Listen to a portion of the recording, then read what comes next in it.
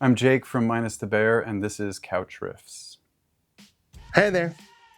It's your pal Mike Squires with another episode of the Couch Riffs podcast. This is episode 288, and my guest is Jake Snider, singer and guitar player of Seattle's Minus the Bear, who has released a 20th anniversary edition of, I'm probably going to mess this up, Menon El Oso, and it includes 5 unreleased demos. They are kicking off a tour starting October 3rd and headlining one of the days at Best Friends Forever in Las Vegas. The tour around the States goes into November, and many of the shows are sold out already. So grab tickets soon and grab many of them. Welcome these guys back to touring. I had a great time talking with Jake. I met him at a show that I was working when I first moved back to Seattle, and I immediately liked him, and I like him even more now. So I hope that you enjoy this episode. We get into the weeds with some Seattle talk. So if you're not familiar with Seattle, I think that you'll still enjoy it. I don't know. What the hell do I know? Anyway, what I do know is Jake is a great guy. Cool story. So I hope you enjoyed this as much as I did. Let's see, what else do we want to cover? Go see them live, support live music, support the arts, be nice to each other. Remember the golden rule. Treat people the way you want to be treated and don't be a dick. Also, if you are enjoying the Couch Riffs podcast, please don't hesitate for a moment to support us on Patreon. Patreon.com/couchriffs. That's what keeps the lights on here. It's why I can do this, because of Patreon. So thank you to everyone who is supporting Couch Riffs there. And thank you for considering jumping on board. Here we go. Welcome to the Couch Riffs podcast. Thank you. Yeah, thank you for having me. This has been an odyssey. Yeah. Coming together. Mm-hmm. We've been talking about it for a while. Mm-hmm. We met for the first time, I think, last November. Does that sound right? Yeah. Was it last November? 2023. Was it that long ago? I think so. My son was wearing the T-shirt from the show, from the event, and it did, I believe, said that. It was the first year I was back. Mm. I've done a couple of those events. Yeah, okay, So yeah, that's right. As far as I know, we never met back in the day. I don't think so. But I don't think so. We might have. It's possible. I was doing a lot of drinking. I have no doubt that we've been in the same room at some point in time back then. What is the bar where John and Kim bartended? Oh, the Cha-Cha Lounge. Probably at the Cha-Cha. The original. Yeah. The original one. I was not familiar with your band. I know of your band. Mm-hmm. It is a band that, as an outsider, felt like it exploded.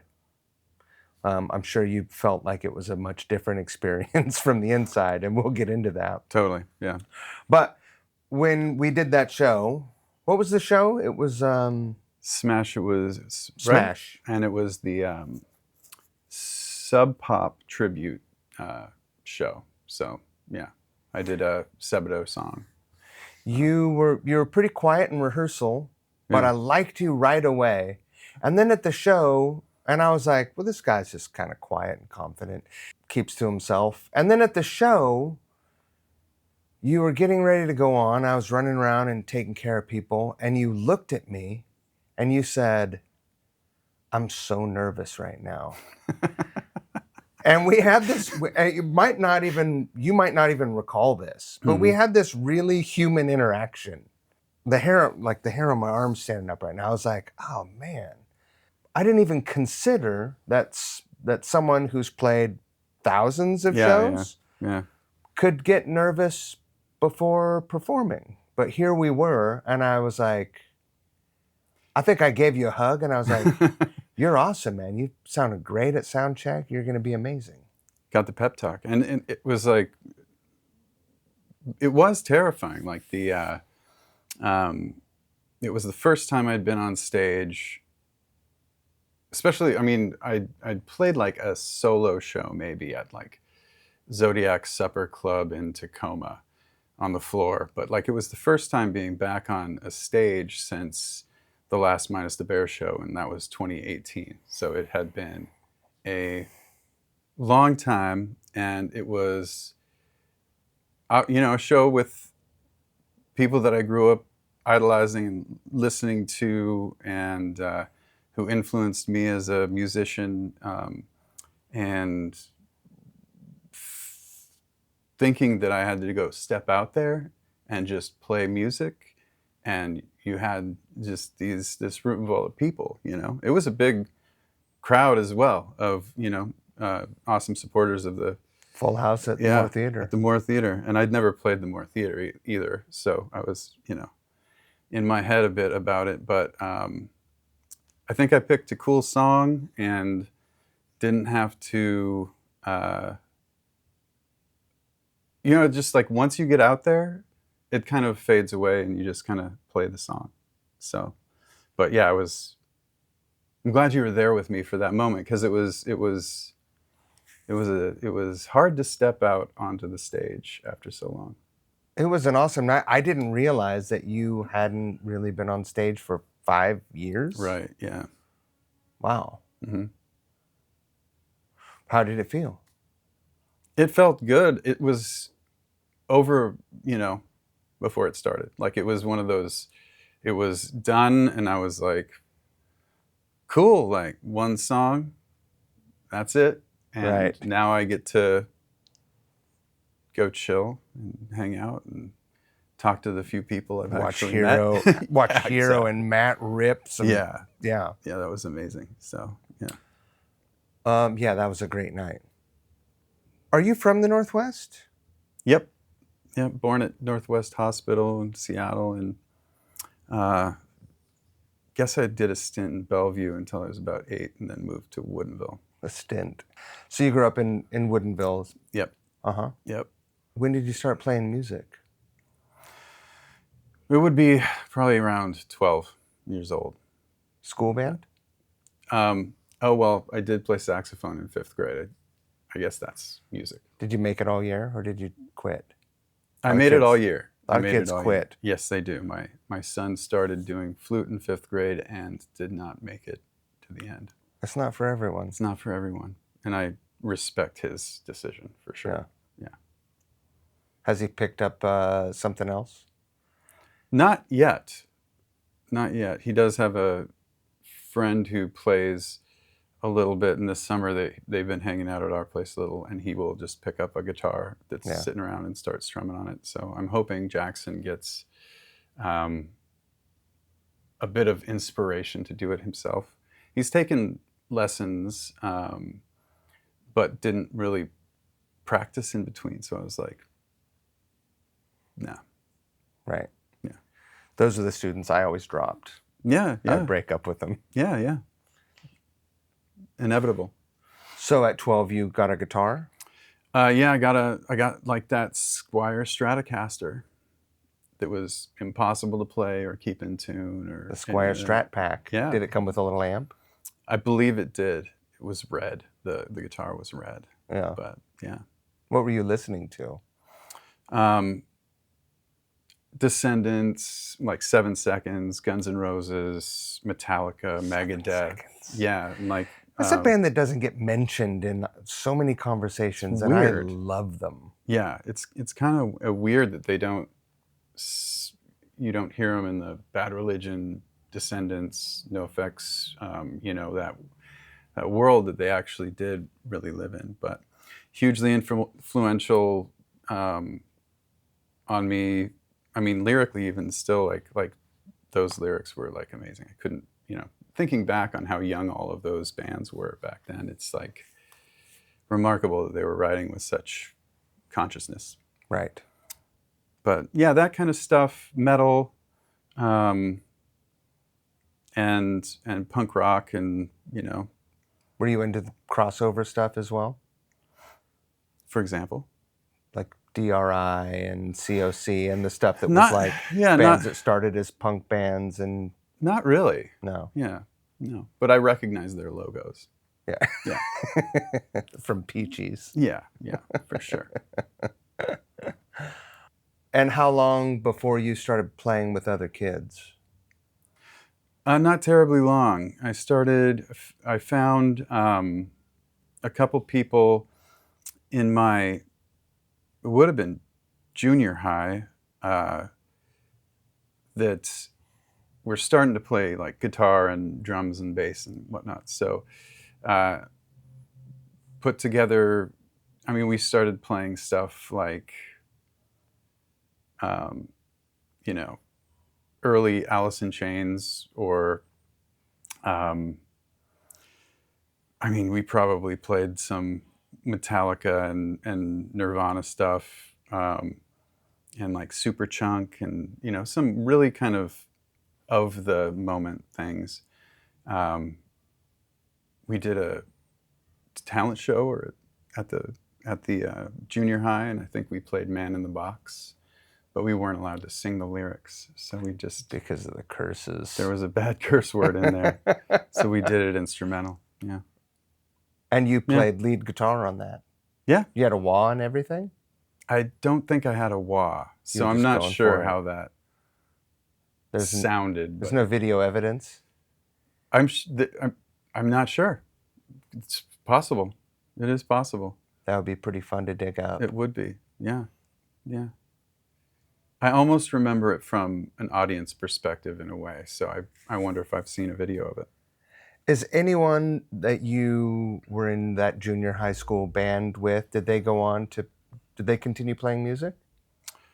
Yeah, this guy, Mark Bourdonnais, who played drums in that band, still lives in New York, and he still plays out and plays drums, and recorded a record not terribly long ago on his own, in his Awesome. own home studio. And yeah, he's an incredibly talented drummer. Like, even then, he was just phenomenal. So, when you're in your mid-teens and able to play with people that know how to play, it's pretty fun. Yeah. If I had to guess from listening to your music, I would not guess that you were into Metallica and Alice in Chains. Stylistically, what happened and came along that sort of started guiding you toward that destination? That's interesting, because that's also where Dave Knutson, our other guitar player, started as well. Like Metallica, and like you get into the tab books and learn how to do Sweet Child of Mine, and then you get like one, and you start learning how to play all these records. But I moved into like, before this band specifically started, I was listening to a lot of, like touch and go stuff, touch and go records, and like Don Caballero or Juna 44, Rodan. Obviously, you've got Fugazi and kind of that, and still like Superchunk, and there's just it was a shift from metal and punk rock into kind of, I don't know, what do you call it, post-punk, and like Melodic post hardcore, yeah, and like instrumental, a lot of instrumental stuff in that was coming out of Chicago, in that touch and go world. And also, like, bands like Karate, Jawbreaker, and Jawbreaker fits in between somewhere. Sure. Totally. So, yeah. At what point did you move to Seattle? Did you come straight out of high school? Yeah, pretty much. Yeah, it was not terribly difficult to leave Woodinville and move to Seattle. Tell me about, did you move into a house with a bunch of friends, or did you have a band at that point, and you guys, like, what was your situation? Yeah, I moved to Seattle. Well, not yeah. Not, if memory serves, I went to um, Shoreline Community Okay. College. I think I was staying with my folks at that time, and Were you in the recording program there? yeah, yep. I think Chris Waller was in my class. Oh, So yeah, it was an interesting experience. I washed out of community college, and then I went to Seattle University.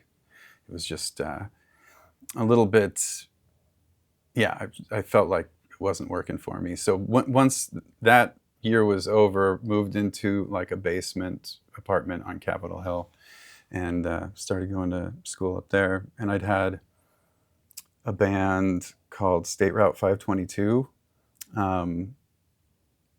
that was, I don't know, like a 3-piece with one of the dudes from Pillow, which was the band from high school. It's called Pillow. Pillow. Yeah.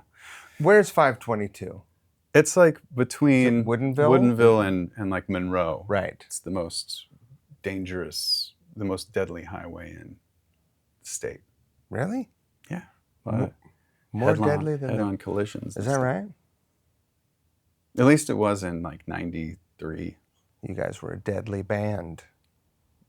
Yeah. A little soft, but yeah, that was interesting. It was like not, that band was intended to be fun and not really serious, and the other players in it weren't like, this woman Cindy Baker played bass and she'd never played bass before, and I was like, it doesn't matter, just pick up the guitar and Right. start playing. And my friend Nate Turpin, kind of the same deal. It was just like, let's play some music, it doesn't matter. Yeah, and then that was kind of the first, that was going on when I first moved to Seattle. What were you going to Seattle U for? Did you finish school? Yeah, I started off as like a fine art major. Like, at some point, for some reason, I wanted to be a painter. And then I pretty immediately switched to English creative writing. Did you pursue that in any way? Have you since? The art part? The writing? Just, I mean, lyrics. So like that was Right. part of why I wanted to do it. I just thought it might be a good way to learn how to write better. Seems like a ridiculous question. It just didn't. Considering I didn't even consider writing lyrics before I asked you the question, but Right, and I wanted to read all the Western canon and get some level of knowledge there, but also kind of learn more about writing itself. And I'm not sure any of it took or anything like that, but proof isn't pudding. It's not my fault. do you think it helped? Yeah, I do. Surely I it do. got that part of your brain Yeah, moving. yeah. Sometimes it made it easier to see when I was being a little cliched and whatnot. But when the difference between like poetry and lyrics is, with lyrics you can be a little bit more cliched. You have a little more room to have a little fun with it. You could literally sing Roses Are Red, and if depending on what you say next, it might be the most incredible thing Just ever a massive in a song. hit. Yeah. You can't do that in a poem. No, it's already been done. It's pretty done. Yeah. How many gigs did State Route 522? Mm-hmm. I mean, we played at like the old Firehouse. Yeah. In Redmond and in Bellevue, Ground Zero. We played like the opening show of Ground Zero with Appleseed, I think it is. Andrea Zolo was the singer of that band back then. I can't remember who else was in it. But we were, deeply involved in that East Side scene. Like a lot of like the bands were like a band called I Forget. There was all of like Rocky Vodolato's bands, like Waxwing and Lying on Loot and Runaway Laughing were all of like his kind of bands. This is like 96, 97? Like even earlier, Earlier than that. Yeah, like started kind of before we left high school, and pre Blood Brothers, Right. and Blood Brothers, but like the band Vade, that was like when they were little, and Undertow and Botch, and the even like Sunny Day Real Estate. First time I saw them was at the old Firehouse, and 1007, Matt Matsuoka. I don't know. 1007 was like a kind of pop punk band that was, I don't know, I felt like they were huge when I was a kid. Right. Yeah. It's funny, whatever you are influenced by or really into, like you have like your perception influences you probably to this day, right? Like you see someone that whatever successes you've gone on to have, when you run into someone who was impactful to you, when you see them, there's still a part of you that's like, oh my God. Oh yeah, absolutely, for sure. I feel that way about so many bands here. Oh yeah, I mean, even just growing up it was a pretty cool time, right? Like growing up on the East Side, and then my parents were generous enough with my, youth to let me come to Seattle and see shows at the OK Hotel, and Velvet Elvis, yeah. Stuff like that, and got to see, 764 Hero and Nirvana and Bikini Kill, and like all these really amazing bands kind of in that formative time. Went to like the Monsters, I think it was Monsters of Rock, was like Metallica, Megadeth, and it was Scorpions. Okay. At the Kingdom. Was it Metallica in one of them? Metallica. Okay. It's like the first big tour with Jason Newsted playing bass, and they debuted a song from the And Justice for All album on that tour. I may have seen a different show than that one. It might have been later and might have been called something else, but it was like, I'm pretty sure it was, I know Metallica played. I don't think Megadeth would have been on the tour. That wouldn't have been them. right, would it? Wouldn't have been. I don't think they would. Possible. I don't think they were friendly yet. This is memory for me. Where I operate the same way. Yeah. But yeah, that whole area was pretty rich with talent, and lucky. Where was your head at with playing music through this? Like, were you like, well, you had a job? Yeah. What were you doing? Well, it kind of, when I was in college, I didn't have it. I worked at like Bruegger's Bagels and that kind of thing. Sure. I would record bands in like my parents' garage or a basement at the rented house we had. We had a house like across from like Oak Tree Cinemas and whatnot up there in the North End, and we put on shows all the time. We were in like Book Your Own Fucking Life, that Maximum Rock and Roll journal, and like and I put out 7 inches for bands and had like a little money wasting record label, like, so it was pretty like I was intensely focused on it, like even as a super young person. It was That you had nothing else in your sights? No, not really, no. It was music, music. There was a point where I was like, I'm going to be a pro skateboarder. I'm going to be a professional snowboarder. But then like I realized I'm not going to to do that, you have to risk life and limb constantly. And I was like, the music's less dangerous. Did you have skills?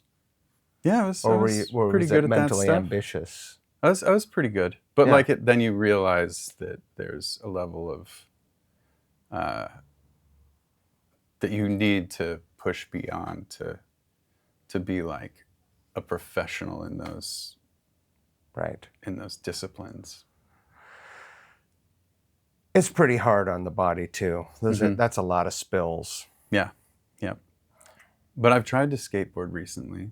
How'd that go? It's not great because like gravity's heavier now, and like That's right. it's just I can't get ollies too much higher than a little teeny hop. And went snowboarding once and hurt my, like pretty much probably broke a rib.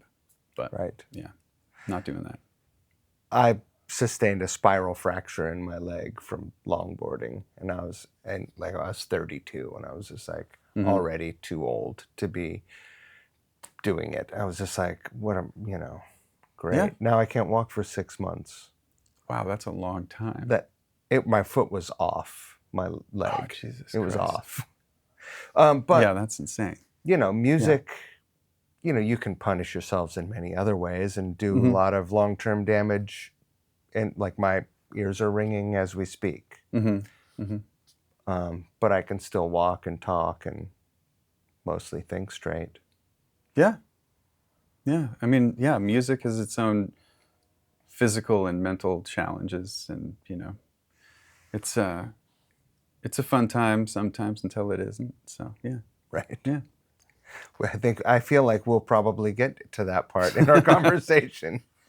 But we're still, you're still young at this point. How old are you? You're in your 20s. You're what, 24, 25? This would be like more in the 18, 19 kind of realm. Like Minus the Bear started at about 25, I think. Okay. And then, I was still doing my band Sharks Keep Moving up until from like 96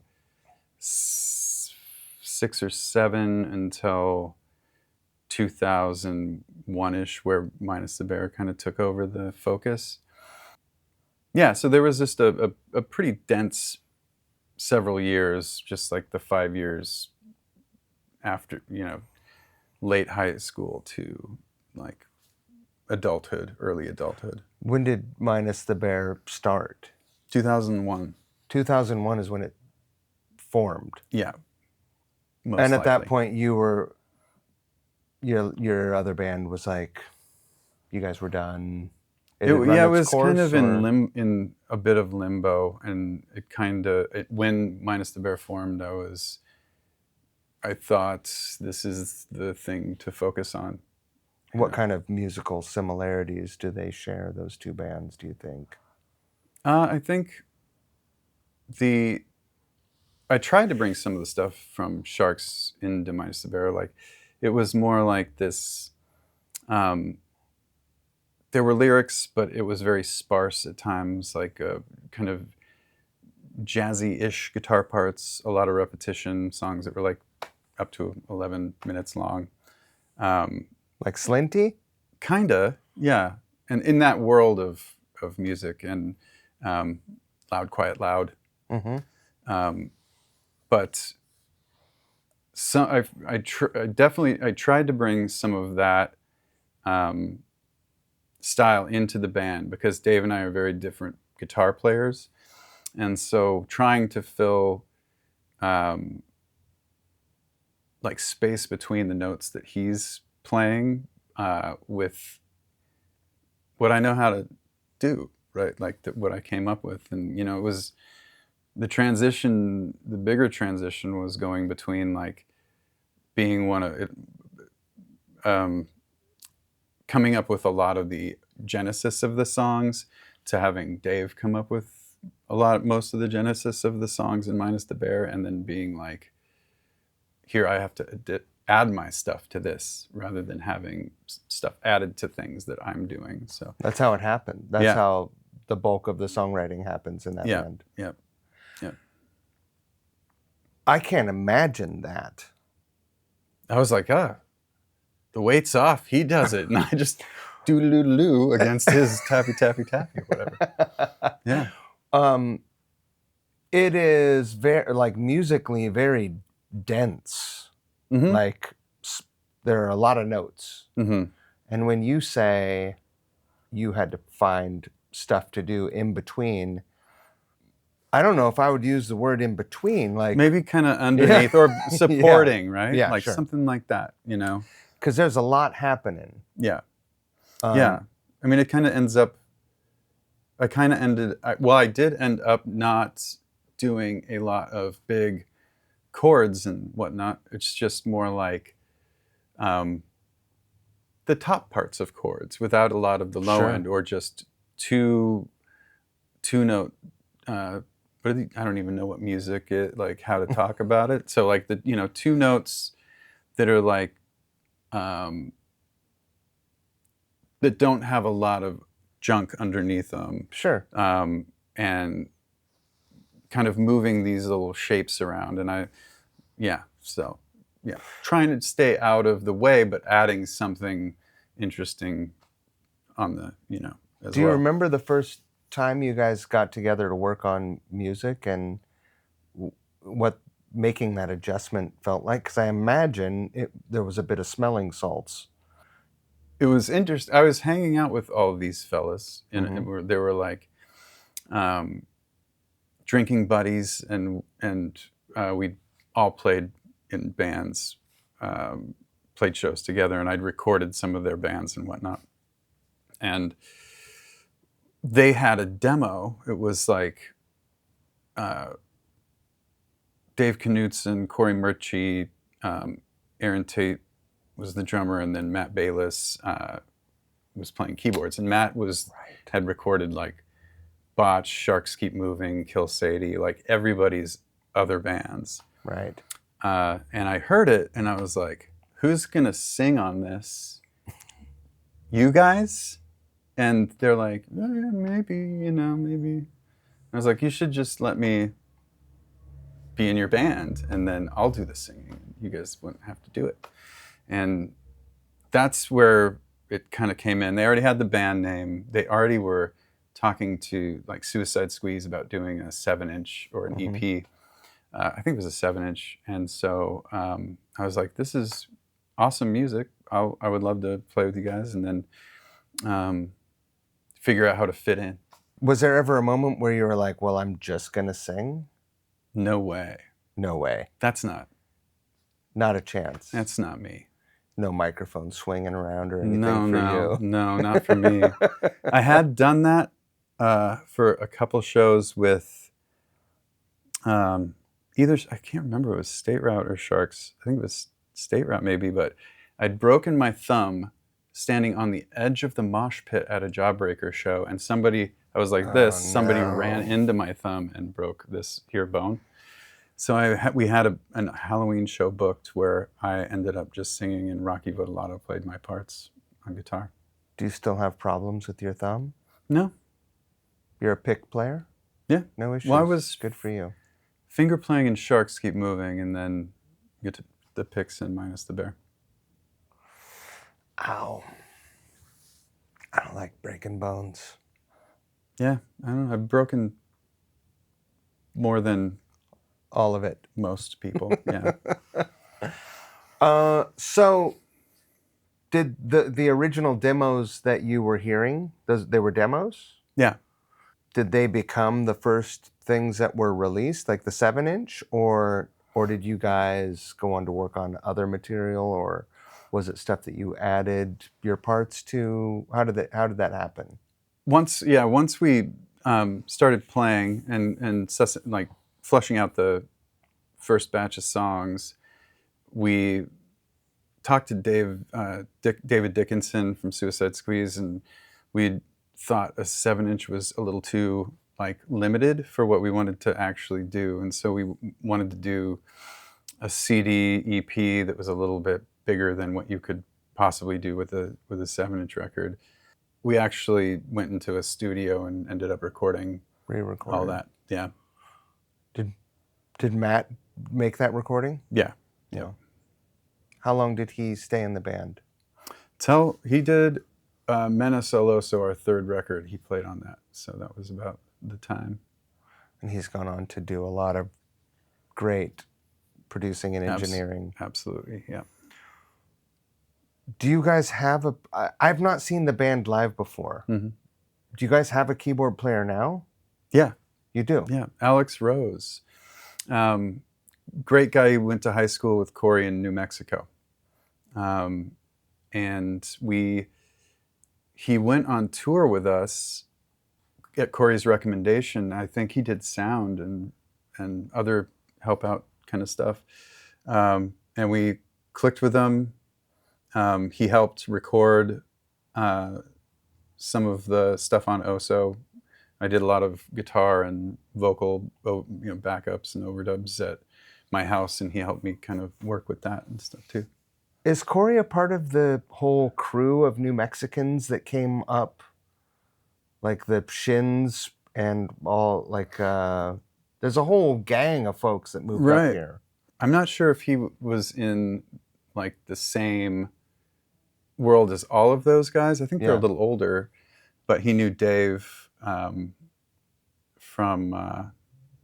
he was in the Shins, right? But Scared of Shaka. Yeah. And he knows the women from Bang Bang Cafe down here.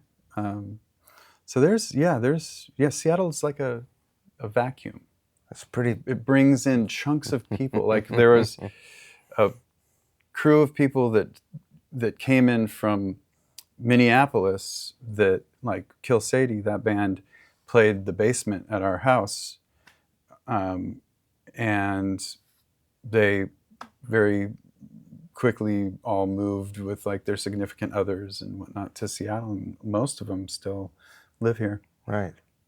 So you guys make this EP, put it out. How quickly do things start to happen for you? What about your first show?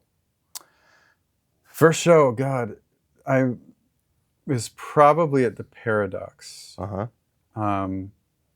And the other guys are going to be like, "You idiot, you don't remember who was on the bill or whatever." I could Google it, but this is way more fun. It was like that show. We played like an in-store at Fallout Records. Like right at the beginning, we were getting some cool things, like open for Built to Spill at Showbox on like a 3-night stand that they were doing, but one of the nights. And like open for like, God, what were they called? Corner Shop? Is that something like that? Or, Head Full of Asher? That sounds... They had one big radio hit, right? That sounds right. And like Doves or something like that. And so there was this cool like opportunity for us to open a bunch of shows. Like we... it was like the first band I'd ever had that had a booking agent relatively quickly, and so yeah, it was. It makes things a big difference. Yeah, and like we had the EP finished in our hands and to sell it like the first show. Don't hate me if I'm wrong, but it felt like that. That's pretty rare. Maybe it was the first tour, but yeah. But you guys had all been in other bands. It wasn't your first band. It was like right? Yeah. So you kind of knew the ropes maybe a little bit better than... We'd been at it for years by then. Right. Yeah, on some level, yeah. We'd all like toured, like U.S. tours and all that kind of on our booking shows ourselves. So what a luxury to have an agent. How did it, like as a DIY kid who was reading Book Your Own Fucking Life and putting on shows, how did it feel to sort of give that up and have someone else booking your shows for you? It was awesome.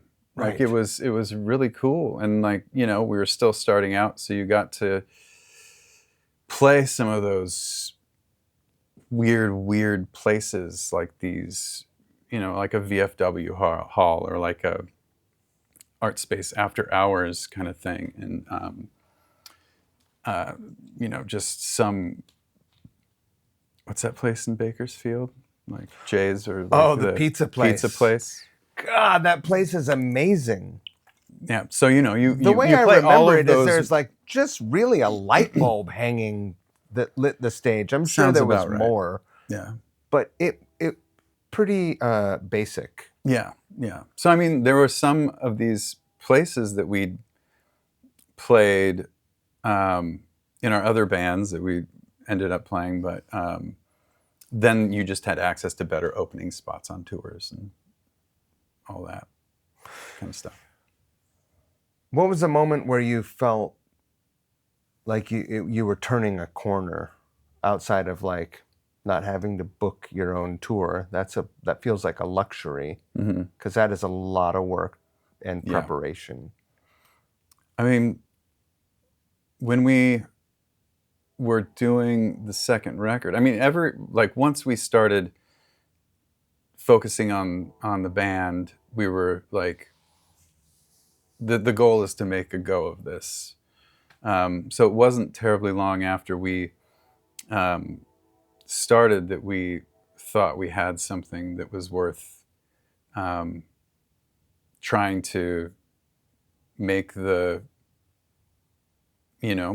make it our thing. Like there's like, you get to that point, I think it was probably around the first full-length record, where you're like, we either do it or we don't. We jump off the cliff and quit our jobs and get on the road, or we have a fun hobby. But yeah, we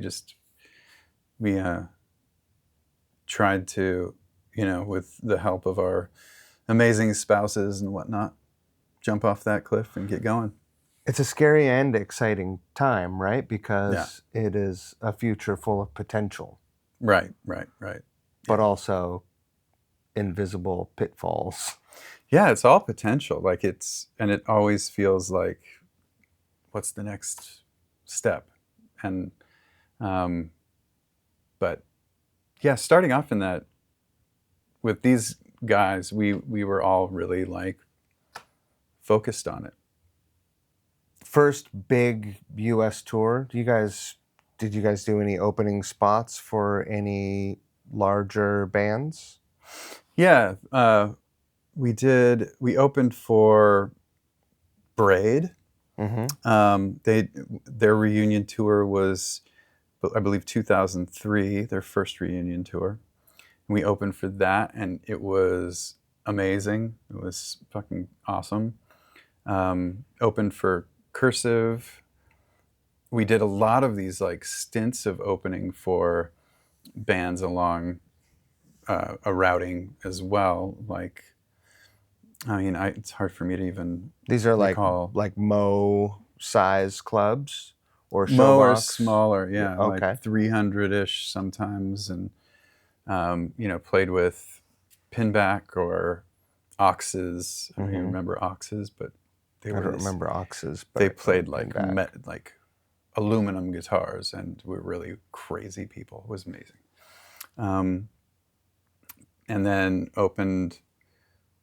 started opening for, we opened for Thursday. I don't know, it was just and then we started headlining as much as possible. So that was the focus, was it's just harder to make enough money opening shows. So we got to a certain point and started headlining for the most part. It's a scary transition. Maybe you have a decent following in Chicago because, of however many reasons. Maybe there's a radio station that's playing you there, but then college radio, that was a sweet time back then. Huge, yeah. That was cool. But then, between Chicago and Portland or Salt Lake City or whatever, like, where are you going, Yeah. So you might play some smaller rooms or the same size rooms for much less of a crowd, right? Oh, yeah. I mean, we played in Boston at TT the Bears, like right by the Middle East. But like, I think 2 people showed up. Is that right? Played with this band called Not a big college town. Yeah, I know. We just didn't have it back then. We played with a band called God the Band, and it was just the weirdest fucking show ever. But yeah, I mean, playing, downstairs at the Middle East and playing, the beginner type spots. I mean, they're fucking awesome clubs, like the Magic Stick and, Detroit. yeah, Yeah. just 7th Street entry. Sure. Phenomenal bathroom at that spot. It's a bathroom tour. I know there's like a touring bathroom Instagram somewhere. Is there?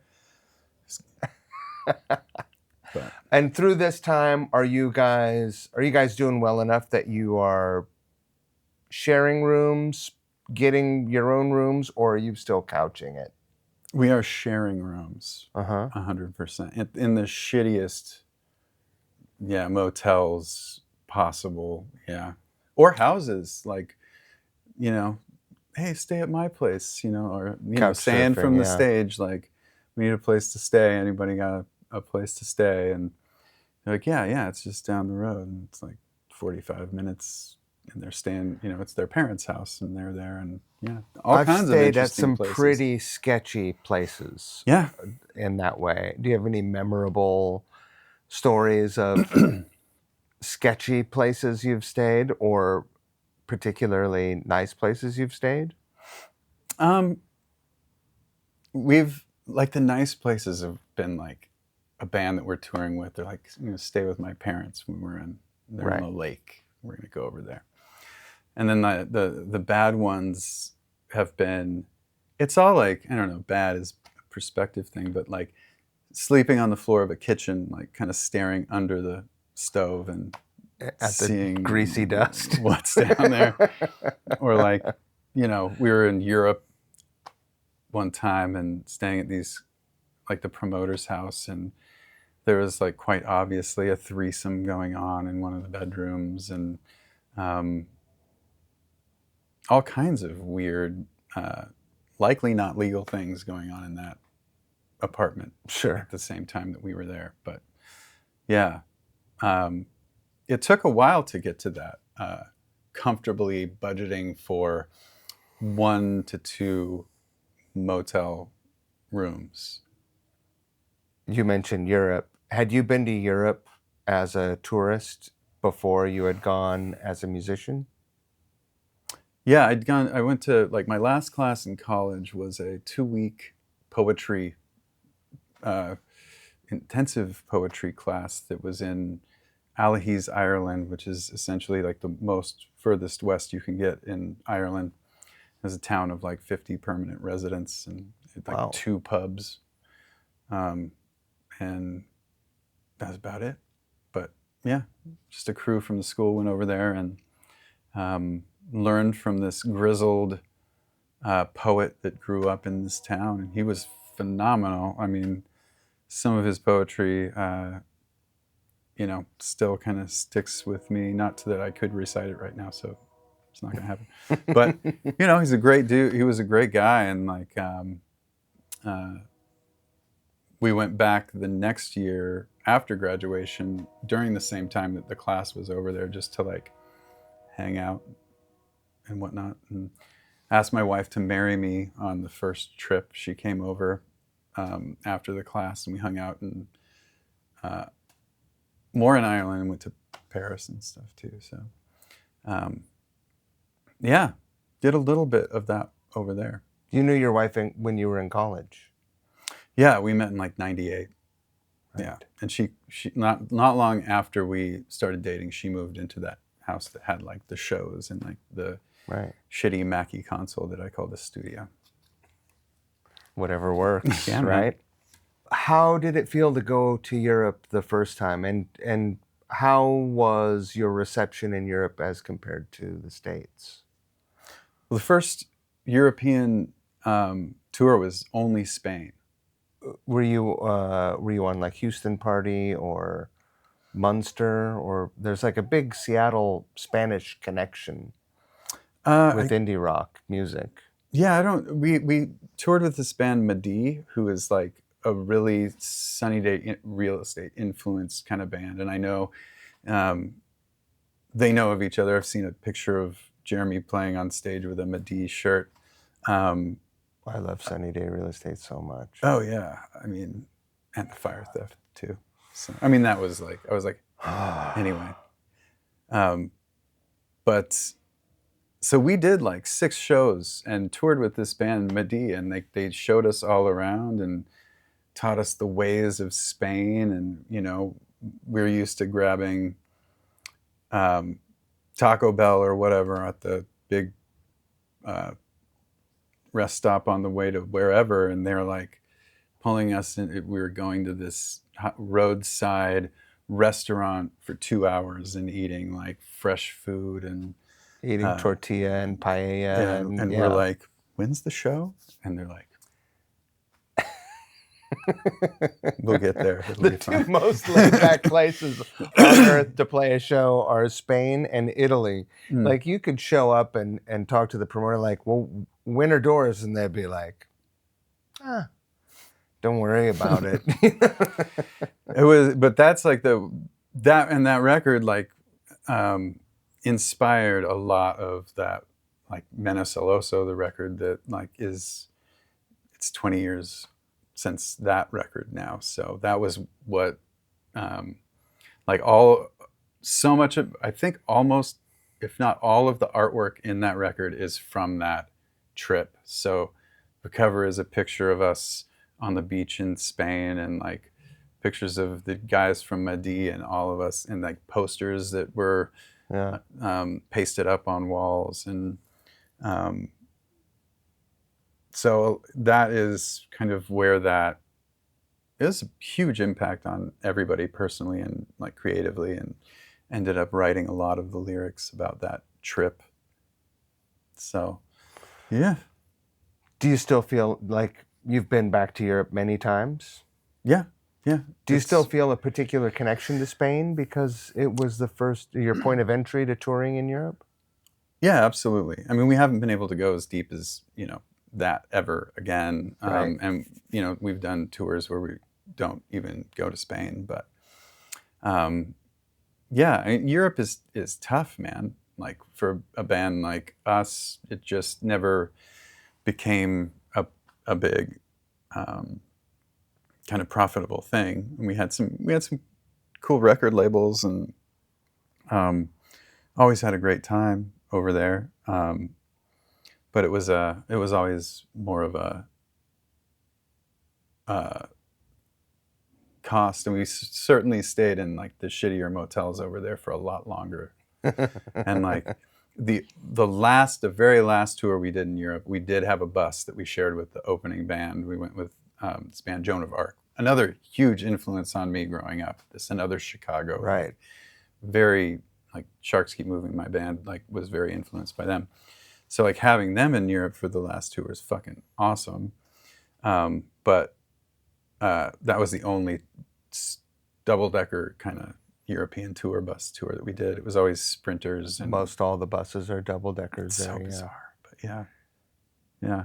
Sprinters and, like crammed in and backline. So you guys are the rare band that has had more success here than in Europe.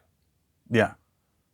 I think Sunny Day more. is similarly aligned. I think maybe. I mean, I think these days things may have shifted just with time and like the, I mean, especially with Sunny Day, it's just they were so seminal to like the post-rock of, the 2000s on, like huge. They probably started in 94, 95. I saw them at Mo, like when Mo was pretty new. Must have been 764 Hero played with them. Yeah. Some other band, I don't remember that. I think it was a 3-band bill.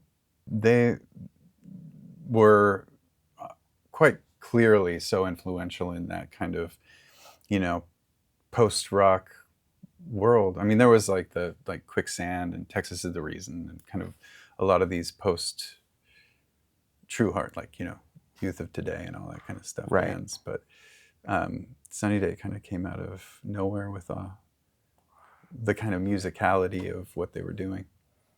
They were like post-hardcore through the filter of Yes. Yeah, It's yeah, like, yeah. it's pretty wild. That's an interesting way to view it. Right? But like, clearly, there's something going on. I there, mean, yeah, I mean, vocally or like even kind of some even musically, Yeah. meters. I'd never heard a band like that before. You Mhm. know, wasn't on my radar. Still not really. We had a show at the old. There was a show at the old Firehouse, and I saw their name on the bill, and I was like, "What is this? Sunny Day Real Estate." What a ridiculous And then name. just absolutely, blown away. And yeah, even like got the like Flatland Spider 7-inch that Dan sang on before. I think Jeremy was in the band. It was kind of like the empty set band that band that was before Sunny Day with Dan and whatnot. Also not on my radar. So it's just like Yeah. we could go all day. Right. There's so much. Did you ever feel comfortable coming home and like not going straight back to work? Because that's a thing. Yeah, totally. I mean, I didn't have the most amazing jobs. I was like working at like a data backup company. We sold tape libraries for data backup. Mm-hmm. Not terribly thrilling. I sold subprime mortgages for a while, right before the dive there. It's not my fault, but I was 2006, 2007? involved. Yeah. And so like when I was able to come home and not do that, I was like, oh, this is, what my entire goal has been my whole life, to not, to play music. And then when I'm not playing music, to not do anything. And then, but when we were home, we were like doing, like we were writing, like we would be in there like 5 days a week. Wow. Like treating it kind of like, a job, not 9 to 5. And oftentimes in the practice space, we were just drinking beer and smoking pot. So That's fair. Yeah, but that's just part of the process as well, in a Of way. course. But there was a lot of that kind of trying to treat it like a job as much as possible. Because like once you make record, tour record, and you have to write record, so you can do the whole years-long process again. Yeah. And at this point, you've been married for? Since 2002. Right. Yeah. So I'd been married for the whole time, like basically the whole time we were actively touring. When did you start having kids? In 2011. And how did that impact the touring process? It could not have been very easy. No, I mean it was a trip. Like my son Jackson, we had a tour like a couple weeks after he was born, and like he was on the tour bus at like 5 weeks old. Wow. Like so, which was amazing. So because at that point the band was doing well enough that my wife wasn't working. Like we always did this leapfrog thing. Like she worked while the band was starting out. The band got to a point, and then she went back to school, and then we had kids, and then she got a really nice job, and then I was able to quit the band. all working out. But that was years later. You said 2018. Yeah. So yeah, At what a point good did 17 years of the lifestyle. It's a good amount of time. Mm-hmm. At what point did you guys graduate to the bus, and how did that feel? I think it was 2010, and it felt awesome. That I don't think any band that's done it would be like, what a pain in the ass. Right. I think that there are some things you give up, but just kind of, we're going to take a, side trip to Zion National Park or something like that today. You're on the bus and it goes to where you're going. But in terms of being rested and safe and ready to play, it's the best, I think. So it was a huge, It's also huge like a thing. secondary green room. Oh, hell yeah. Oh, and still we were playing rooms that didn't have a real green room Right. sometimes as well, too. So it's nice to have a place that you can go where you're not sharing it with the opening band, or you can, even if you have to go to your bunk, you can just sort of like have some quiet, put some headphones on. Yeah. It's I wish every band could experience it, but it's makes it so much. It made it really easy. I was instantly took to it. Yeah. I have a feeling that you probably are a mature enough person that you got to this place in your life a lot quicker than I did. But at this point in my life, when I see anyone succeeding, almost anyone, I don't have to like their music, or I don't even really have to like them, or know them. But when I see people doing well, it makes me really happy. I imagine in the DIY scene, like seeing people succeed felt like there goes one of us. Oh yeah, absolutely. Yeah. I mean, it's like the scene that we came from. Like the bass player in Sharks Keep Moving is Morgan Henderson. He's in Fleet Foxes and Blood Brothers and a new band that I saw open for Captain Jazz a couple weeks ago. I can't remember. They're Tacoma. It's a Tacoma guy who writes the music, plays drums, and Morgan's playing sax in that. But like, yeah, so many of the people that were in that scene are still successfully playing music. It's just amazing. It's wild. Lifers. It's funny to me when I talk to my friends who remained hobbyists as a choice, and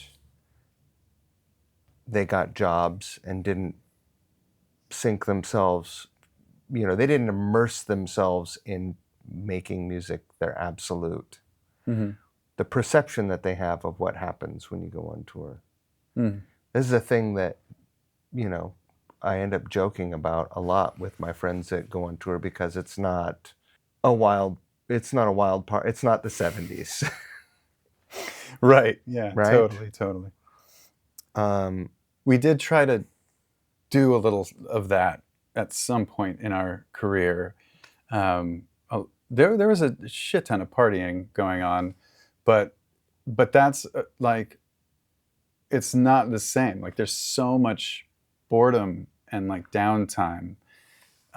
Is that kind of what you're getting at? Like they think it's always this exciting go thing, but Right. It's like maybe. And I think that's one of the, like, it's so, you have so many hours of just kind of stasis, and then you play your show, and then you're like, let's go have some fun. There's 60 to 90 minutes of actual work. Right. And especially point, like when you get to the you crew and whatnot. Yeah. Right. You're not loading the gear in. You're not setting up, or even line checking. You show up and you do a 30-minute sound check. Yeah. Right? Maybe. Well, yeah. I mean, after a while, it's pretty. You play 3 songs and you're like, cool. Dope. See you guys in a few hours. Yeah. There's a lot of boredom to kill. You can be productive or non-productive. Right. They both have their merits. Yeah. Did that ever catch up with you? some might say. There was like I was never really good at exploring cities, or there are people that would be like, we're gonna go go walk this, I don't know, river trail, fucking trail or yeah. something, and I'm like, no thanks. Right. I didn't generally spend all day like doing lines and sipping handles of Jack Daniels, but like I kind of took a lot of that time as a serious downtime, I think a similar situation for a long time in the 20s and 30s that a lot of bands have, there's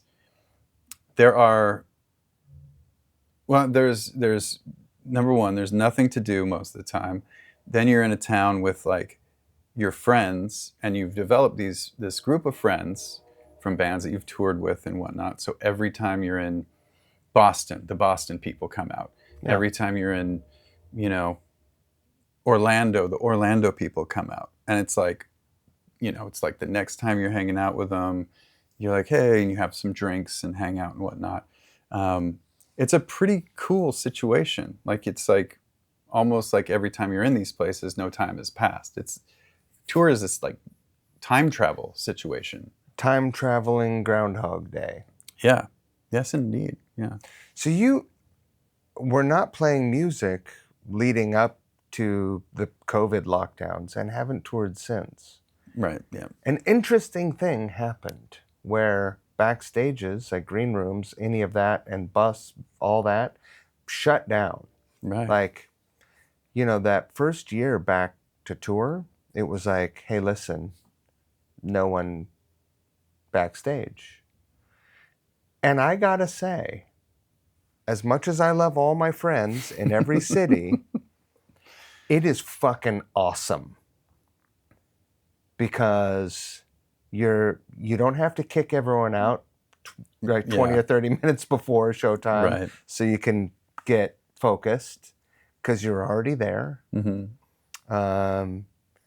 You're not talking yourself hoarse. Yeah.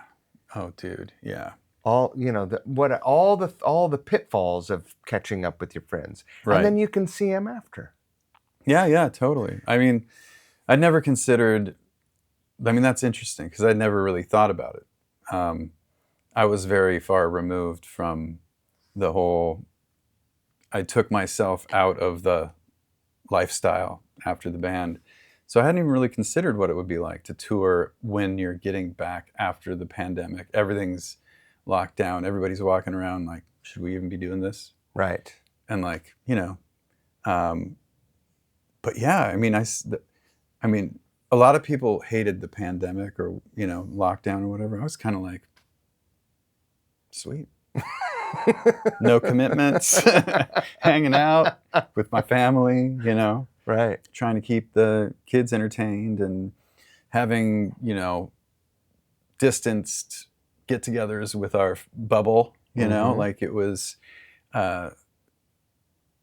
FaceTime cocktail hour. Like there were a lot of interesting things about it. And I'd imagine, now that you mention it, that the surreal aspect of, I don't know, like lonely desert touring where you're like, it's just you and your bus, like the openers or whatever.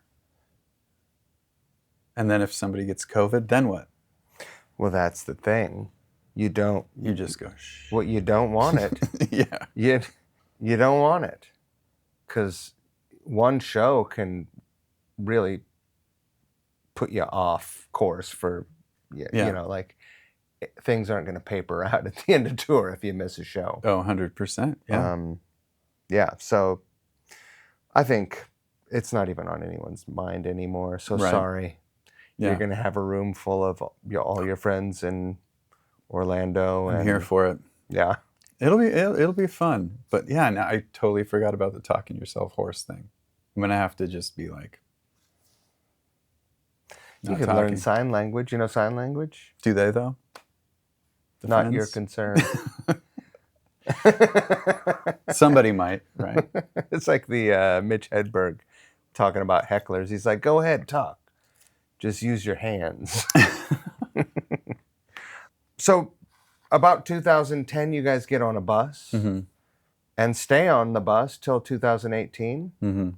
You're riding high. Things are going pretty well. We did have a bandwagon a couple times You after did. the initial bus, which is... What was that experience like? I've been on one. I've never toured in one. It's better than a Sprinter. It is? Yeah. And not as good as a bus. Right. It's the not so sweet spot. Right. So, yeah. But luckily we... Sweet and sour spot. Yeah. Luckily we were able to minimize that. But... And then in 2018, you guys stopped. Why? My kids were pretty young still then. I wanted to just focus on stay-at-home dad. Being away had been really difficult for me. I was suffering from like anxiety and depression. So like going on a tour, I would spend like the day before like sick that I had to go, you know, like physically ill, not wanting to go. And so it had turned into something that I didn't want to do. Didn't want to like write music or lyrics. It was a huge, it made me very anxious. Once the decision was made, we did a couple more tours after that. And those were like a couple of like my favorite tours we'd done because it was like the pressure had been sort of alleviated. Like there was you could see that finish line. You didn't feel like you were on a perpetual death knoll. Yeah, I mean, like, you know, that cycle I was talking about where it's this never-ending write, record, tour.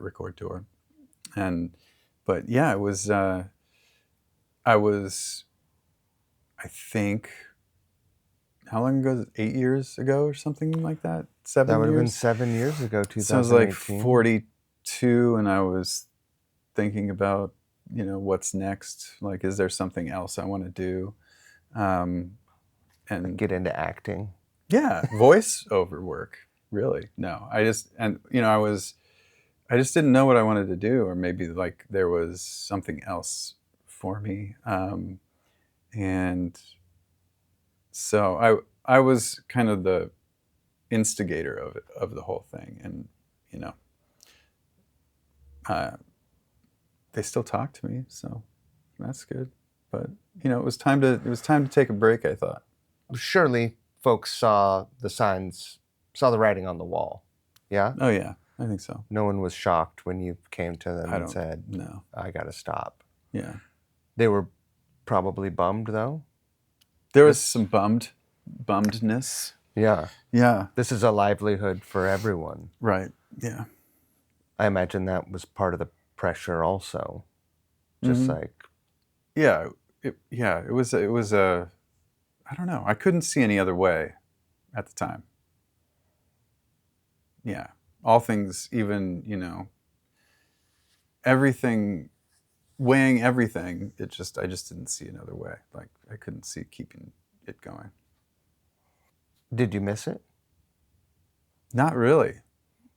Right. Like I didn't miss it like for a long time. I sold so much gear, like sold all my recording gear, and I was like, why did I even buy this level of stuff to do like overdubs at my house or like demo stuff? So I was able to like suck some of the value out of some of that stuff. Like you don't need a Manley compressor at home. What was I doing? And then, you know, sold a bunch of guitars.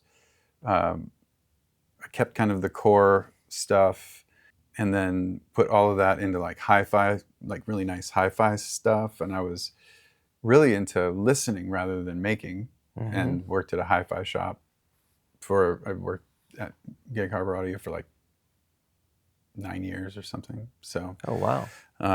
Did you enjoy that? Yeah, it's cool. It's weird. Did anyone ever walk in and say, hey? Yeah, a couple of times, yeah. But like, yeah, the customer at the hi-fi shop is an interesting cat. Right.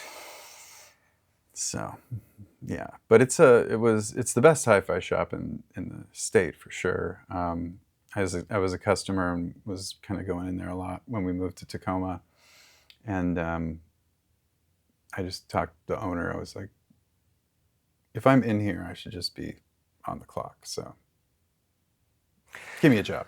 That hi-fi world is crazy, right? Like, for a person who's just sort of looking at it over the fence, you might think like, well, Macintosh is top of the mountain, but it's like that's base camp.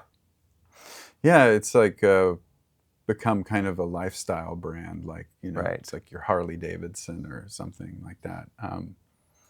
But there's that shop carries like really unique, really good high-end brands, and like starting to work there, it's like my entire perspective on what things cost has been demolished, like from what it used to be. Right. I'm like, oh, you can get a record player or whatever, and now I'm like, not for $2,000 that's worth anything. I get like advice. I try to advise people like, what should I get? And I'm like, how much do you want to spend? Because you can spend any amount of money. Right. But yeah, you could literally spend $200 and get a turntable and 2 powered speakers. And some of that stuff is just fine. It's great. And you're gonna hear music. Yeah. Right? Yeah. Or you could spend $200,000. Yeah. Probably more, I'm assuming. Oh, sure. Yeah, we have customers that have over $1 million in gear. I worked in the specialty coffee business. Okay. That was the business that I worked in when I wasn't on tour. Basically forever, since I got to Seattle. Mm-hmm. I have a coffee maker. Huh? I have a coffee maker at home. Yeah. See? Yeah. That's right. Exactly. A ninja. Right. I have a $900 coffee grinder. Yeah, see? Any specific thing that becomes a hobby, you can just fucking go. You can go too far. Yeah. Or is it? That's the thing. It's worth it, right? But I guess, I'm Okay. heading somewhere, Okay. and that is that when you're in it, and you're like, well, this is the thing, this is the thing, this is the thing. And there are people or brands or products or whatever in industries that are like staples, right? Mm-hmm. And then there are people who are pushing the envelope. Mm-hmm. And for the pedestrian listener or pedestrian coffee drinker, because when you say, oh, I work in a hi-fi place, people are like, I love vinyls. Right? Yeah.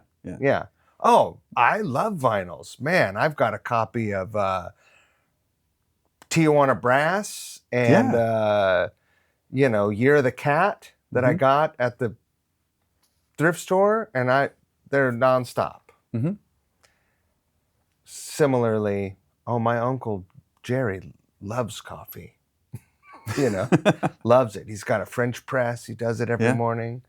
And you're like, cool. Mm-hmm. But there are people who push the envelope. And I think musically, it's the same.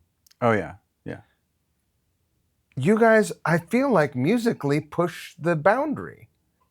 I don't think it's that weird that you ended up at a hi-fi place where you could buy $1 million sound system.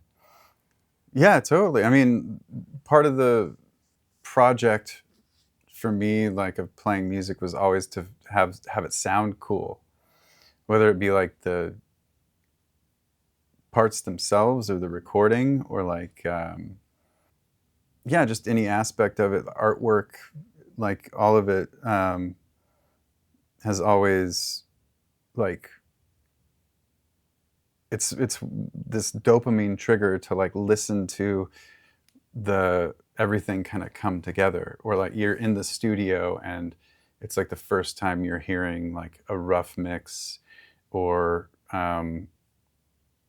when you listen back to like the track you just did and like the tone of it, and it's good actually, and like the producer was right about how it should be, and it just gets that, like, tickles your brain with sound, and like that whole thing has been part of how I've made music and listened to music. And yeah, it's tough to make records and not like sit and listen to stuff on like a nice hi-fi system and not listen to it kind of as a music maker as well, and have that kind of you're listening for the depth and the reverb and the spread out kind of soundstage and all this kind of stuff that a lot of people are like, it's a good song. When was the last time you listened to something on headphones or on your system at home or in a listening room at work where you were blown away? The first time you heard it, you were like, oh my God.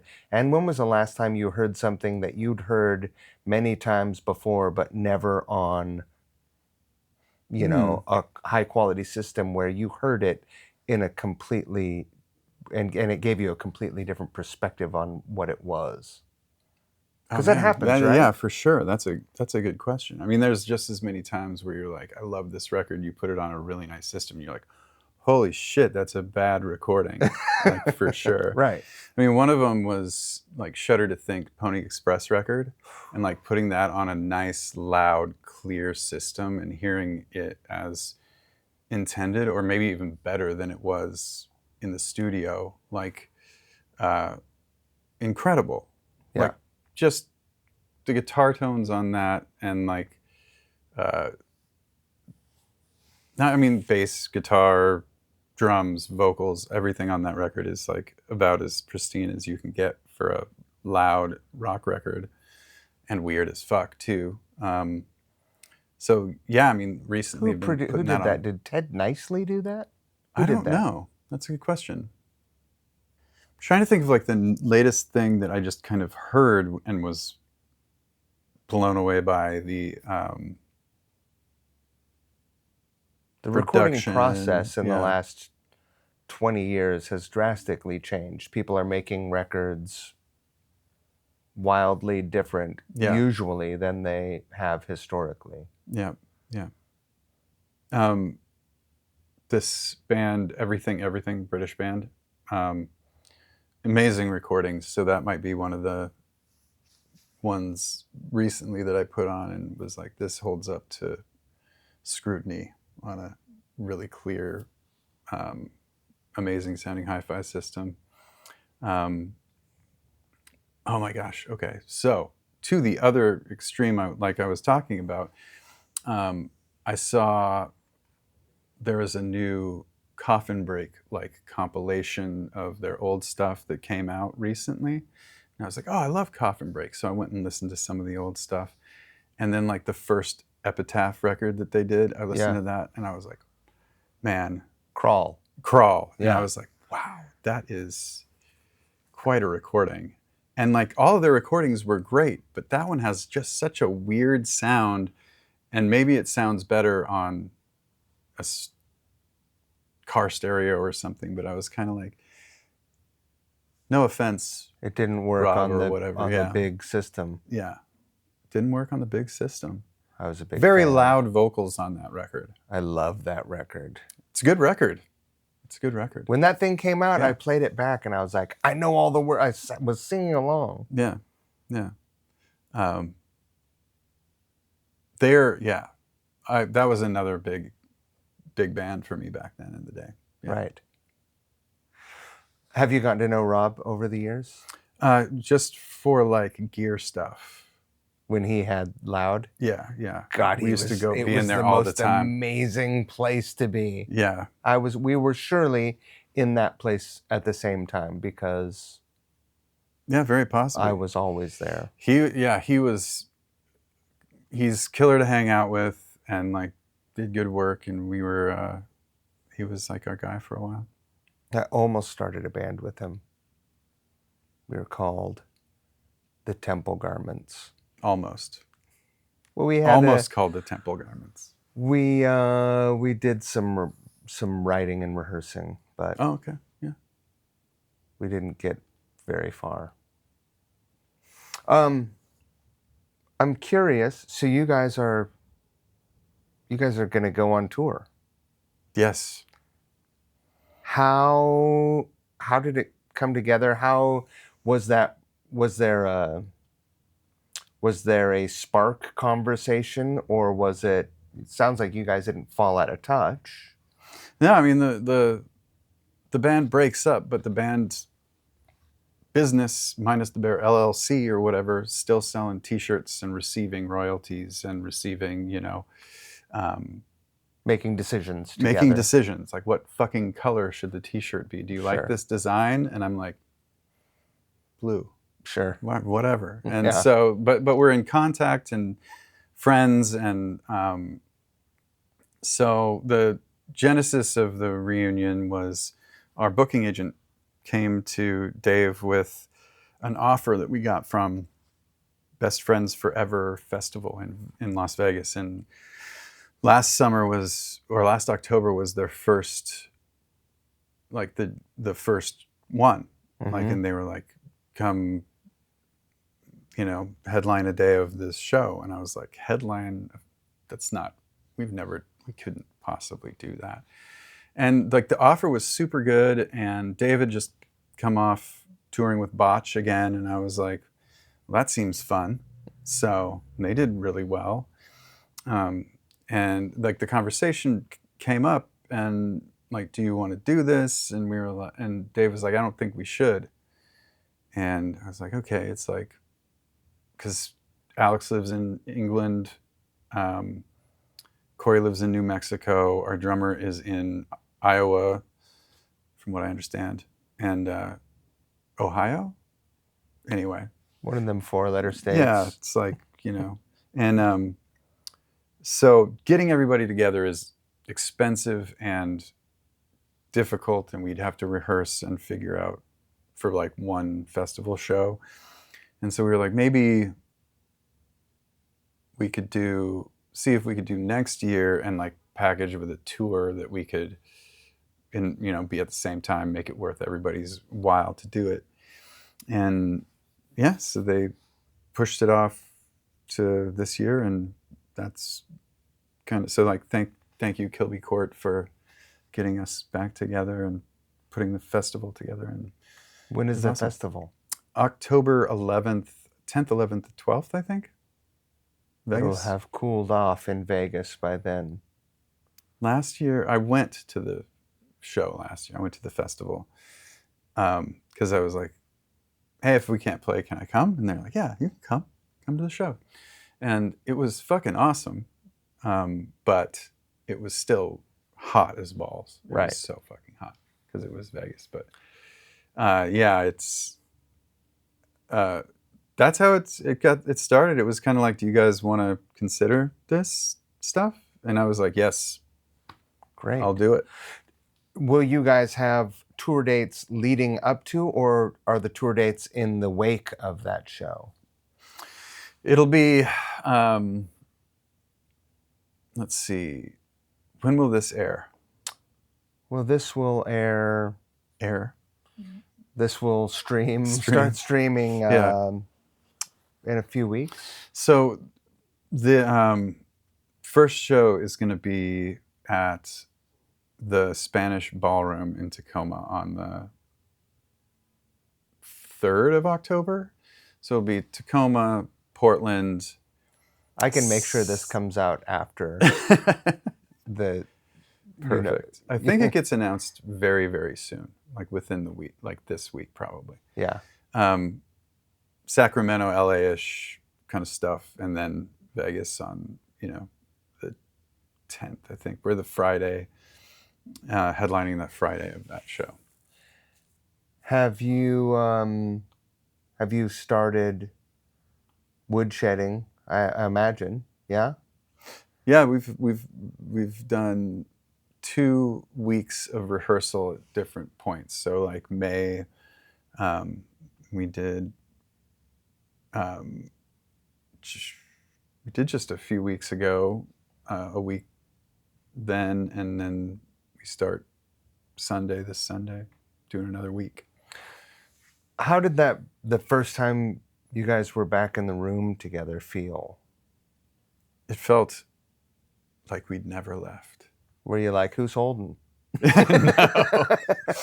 There were like beers, but the beers were Corona NA, which are kind of the most convincing NA beer, I think.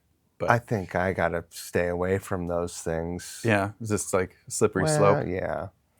They're they're convincing. Sounds you wouldn't delicious necessarily on a hot know. day. Yeah, it was good, and but we were we'd had a spot. Our spot for like a decade was at. Well, we probably rehearsed at the institution for the whole band's history down in Belltown. Yeah, and various rooms in there, but like we were in the last room that we had. It's a lovely big huge room, and we built the lofts in for cases and stuff ourselves, and our friend Michael did it, and with our help, minimal help. And then but that space was available, so we were talking to the owners own the Rainier spaces, and Dave looked at them, and they're like 12 by 10 feet, and so he's like, our old rehearsal space is available, and we were all like, fuck yeah, I get it. I mean, it's expensive, but like it's like almost as big as this room, but it's a familiar place. It's the same fucking place. So you walk back in, you set up your gear in the same corner you set it up in the whole time, and it stinks the same, right. And it's like the fucking carpet, and yeah, pretty much. What are the odds? Identical. At this point, 100%. Right. But well, yeah, I mean, now. What are the odds? They were. That's just. I don't believe in fate and that kind of stuff, but it's like, it feels pretty good. Feels right. It feels like fate. Right. And yeah, it was like stepping back in time, and it's like that. It's somewhat like that thing where you're on tour, you go to the town, your friends from that town are there, and like the next tour you go to that town, your friends from the town are there, and so it doesn't feel like a year has passed necessarily. So you step back into the practice space, and you're like, you still have gas. It's gonna be fucking easier to remember these songs because of all the sensory input is the same. Olfactory impulses, yeah. Did I see that you guys announced a new single? No, we did. It's demos. Oh, so these are we are re-releasing the Menon El Oso like as 20th anniversary. Okay. Release that's like one disc of the record, and then another one-sided disc of demos for that record, and like a demo for. I think the EP before that. So we did put out some of those demos, and it's kind of sick listening to that stuff and like the differences and similarities, and just, demos are like the shit. And yeah. Demoitis is a real thing. It's the thing that you fell in love with. It's a thing that sparked it all. And it's like, now I don't remember all the decisions, and I listened to the demo, I'm like, why didn't I fucking play that? Like, why didn't I bring that with me? And but now that everybody gets to make their judgments and whatnot, and the fourth side is an etching that Corey Murchie did for it. So cool. Yeah. So that's a double LP with an etched side. Yeah. I had a great Dinosaur Jr. 12-inch that had a etching on one side back in the day. Nice. Also another hugely influential band. Like all these bands that I heard in like skateboard videos, like SST stuff. Of course. All that. Listening back to your catalog, what's on a nice system? Mm-hmm. What is your proudest moment? I think like Oso sounds really good. Like it's super tight. Like we recorded the drums blanketed at Studio Litho, like no room sound really at all. And it's just this amazingly punchy kind of sound that really works well with the hi-fi system, you know? Like it's really a great sounding record, but Omni are I don't know how many records we did. Let's see, 1, 2, 3, fourth record. Really sounds killer. Like again, I mean, I'm very drum focused on Right. like quality, recording quality, and the drums on that were unbelievably well recorded. Joe Ciccarelli was the producer, and he knows what the hell he's doing. Indeed. And really good guitar. Everything was just so nice on that recording. Yeah, I mean, we've been lucky. Like Matt and Steve Fisk and Joe Ciccarelli and Sam Bell did our most recent. Everything else on Great. a record is sort of like an ingredient, right? Foundationally, your drums have to sound good. They're also the hardest thing to make sound Yeah, distinct, clear. yeah. A Well, guitar yeah. can, if you isolate a guitar, it might sound like absolute horse shit. Mm-hmm. But if you solo the drums, they better fucking sound great. Yeah, yeah. They can't sound garbage, right? The guitar has to sound like horse shit to sound good in the mix sometimes. Sometimes. Yeah. It's like you gotta have some fish sauce in your curry. That's right. Yeah. It does smell like curry outside. It kind of made me hungry on the way in. Well, there's an Indian restaurant in here. That was off camera. We'll talk about some of that. You heard Yeah, a bit you heard us talking coming into the conversation earlier. But yeah, I mean that drums. That's if the drums sound bad, it's just you can't continue. You won't get a product that's worthwhile. Right. So, but those, I mean, I'm pretty proud of all of the recordings. There's stuff on our first record that I'm like, I mean, every record, but like the first record, I'm like, oh, I wish I had sang that differently, sang it better. Or like, but that was like,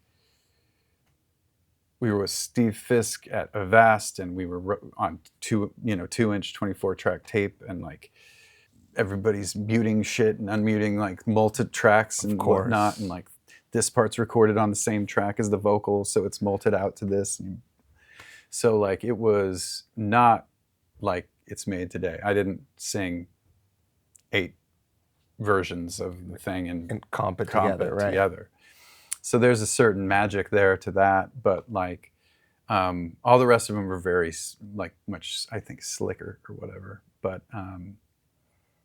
yeah, and have that kind of breadth to it. Even our second EP just also sounds phenomenal. Like, yeah, Bayless can knock it out. Are you excited for the tour, or do you have any of the old feelings of anxiety coming up? I'm surprised at how not anxious I am. I'm like, when's it gonna hit? Like, when am I gonna? I know the feeling. I can feel it. Like I can remember the taste of something. Mm-hmm. But I don't taste it yet. And like, when is that gonna happen? Is it gonna happen? Am I gonna get on stage at like sound check and be like, oh fuck, is this is happening? But like, I did do that show and stepped on stage and I was feeling it then, and it happened. Were you guys like, having these conversations at that point? This was before, like, a reunion wasn't on the table at that point. So yeah, I think we were starting those conversations. But yeah. That was a little bit of toe in the water right there. A little step. Yeah. Yeah. After you got rid of a bunch of gear, so you have a little bit of that excitement of getting some new gear. You're like, well, I'm going to need this, I'm going to need that. you've already referenced, like, you're a person who had a manly compressor at home. I imagine you didn't go out and buy Moore or whatever the, Amazon brand pedals or whatever. Like, you have a discriminating taste. Very refined, yeah. Yeah, I mean, I'm surprised at how quickly I shifted from like years of not looking at reverb to like looking at reverb Right. all the time. Because I'm like very gear focused, whatever it is that I'm into at the time. And so I'm like, well, I'm going to need a Les Paul type guitar just in case. You never know when you're going to need one. So I better get one. So I started diving into that world of made in Japan Les Paul copies. I got like a Greco, got a Bacchus. Awesome. And they're just killer guitars. And like the pedal stuff, I'm like, I started talking to like Wonder Effects and Chatterbox Effects, and they've been super generous to let me try stuff out. And I'm like, okay, now what? Like, I've got like so many options for the pedal board now, and things that I've just been like, oh, I should try that. Pop on, reverb and grab like a couple overdrives or whatever. And now I'm like, maybe I should just use the Tube Screamer and the DL4 and just be done with it. But like, I'm trying not to go too deep. I've already ended up with like two Japanese Les Pauls. I saw you at the Quimper Sound in Port Townsend, and I did go back and end up buying one of those Epiphone. You did? The 60. The 1960. I thought it was a great guitar. It sounds incredibly good, and like it plays amazingly well, and I'm shocked at how good it is. So, and they gave me a really great deal on it. James is amazing. I was very happy and wanted to. I'd never bought anything there either, and I kind of wanted to throw some cash their way. And now that I've met them, just say what's up. And so yeah, I've maybe gone too deep too quickly, but yeah. But that's kind of what I do, like sell, and then, oh, I like this now, and get a couple. I think you can't Google Line 6 DL4 without your band coming up, and specifically Dave, but you also used one. Yeah. I had up to 3 on my board at once. Really? Yeah, there's like... both of you guys had that many of them. There's songs that are like, well, I have one for delay, and then now I've got one just for samples, loops, and then are you using there's Mark II? One song I haven't been, but like now just coming in to drop my stuff on today, I'm going to use one for sampling and see how it does. Yeah. For the loops, because it's got the old MIDI ones now. are like the old ones that I have are covered in a cake of stage and foot dust and dirt, and don't always trigger correctly because the switches.